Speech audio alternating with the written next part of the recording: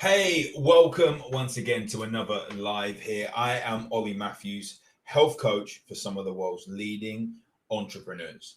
And a topic that I speak about quite a lot to my clients, and actually something that came up on social media a couple of weeks ago, I've been meaning to do a live on it, was actually a topic around bloating. And I feel that I probably could have written a whole book on bloating. I mean, I have written books, international bestseller, The One Day Body Upgrade. But bloating is something that no doubt all of us have suffered from at one point or another. Now, this is a post that got shared by someone who is very, very knowledgeable. She knows her stuff. There's a post of the original poster, though, was talking about every time she has a meal. Oh, I believe this is me before breakfast and after breakfast. There's a picture of her that is in awesome shape, and then she looks about 6 months pregnant. Not that you're not going to be in awesome shape when you're 6 months pregnant, but you catch my drift. First off, she's got a flat stomach, and then she has a really bloated stomach looking pregnant. And she was saying that bloating is normal. Now, what I feel she's trying to get across is that there's nothing wrong with bloating, as in you should not be ashamed if you are bloating. And she was saying, which is an awesome way of doing it, saying that you shouldn't be ashamed if you're bloating, go out and get on with your day. But something that I need to get across to everyone here is that bloating is not normal. Your body is responding and reacting to something in order to tell you that it doesn't like what is going on. Now, bloating can happen at any time, and it may even be, I've heard some people say, even if I drink water, I bloat. That is really, really severe with certain people, that it feels that air makes me bloat, or someone joking about. Now, we are going to have different reactivities to different foods at different times in our lives. Whenever we're living on this planet, we have inflammation going on in our body. And it could be that one day inflammation is a little bit higher than others. It goes up and down depending on what is going on, depending on what we're eating, depending on the weather outside, the humidity, the climate, depending on how much sleep we got yesterday, last night, depending on how much water we got yesterday, all these different things, how much fiber we had, how much fats we had, proteins, carbohydrates, and then genetically as to where our body is actually at.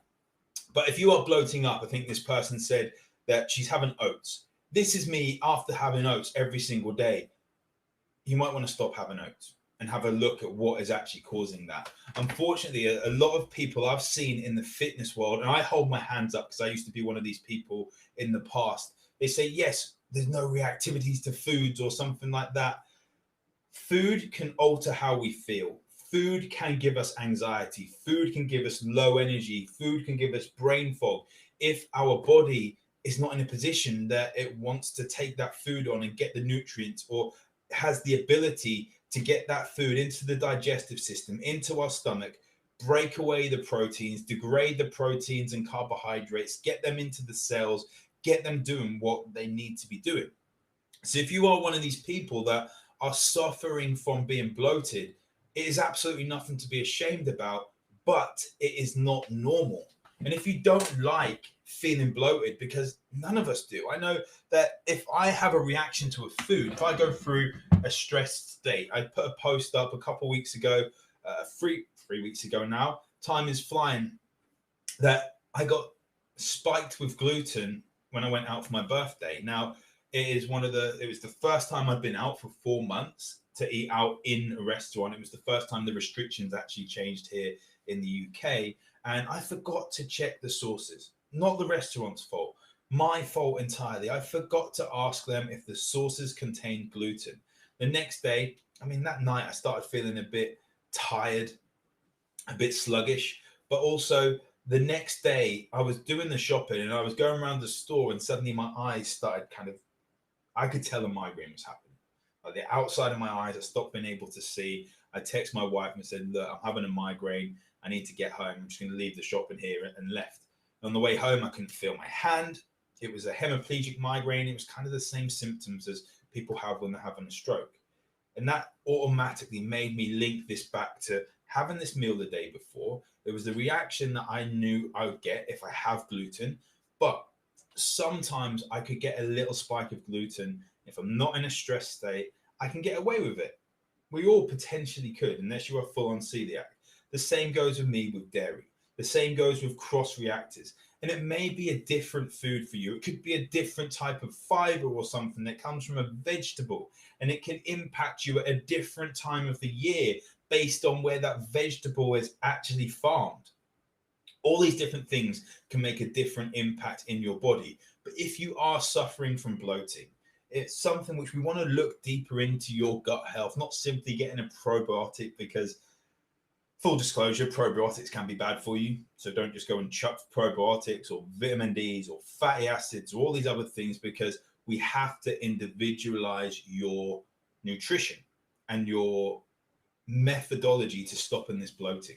Now, I was speaking to a client earlier today, and one of the things which we really got across, and I'll be doing a video on it tomorrow, is talking about your routine. We have to have a certain amount of consistency with your routine. And I'll talk about the ins and outs, the whys we do it tomorrow. But honestly, if you are not waking at the same time and sleeping at the same time, you are doing yourself a disservice. And that may be one of the biggest reasons that you suffer from bloat and can't eat as many different foods as you want to be doing. So if you do have issues with bloat and you're sick and tired of being sick and tired of that bloat, drop me a message and we can talk a little bit further, just to see, based on a food diary, based on a full brain screen, and based on looking at your health, that what can we do to improve that bloat, improve the digestion, and allow you to feel real healthy once and for all.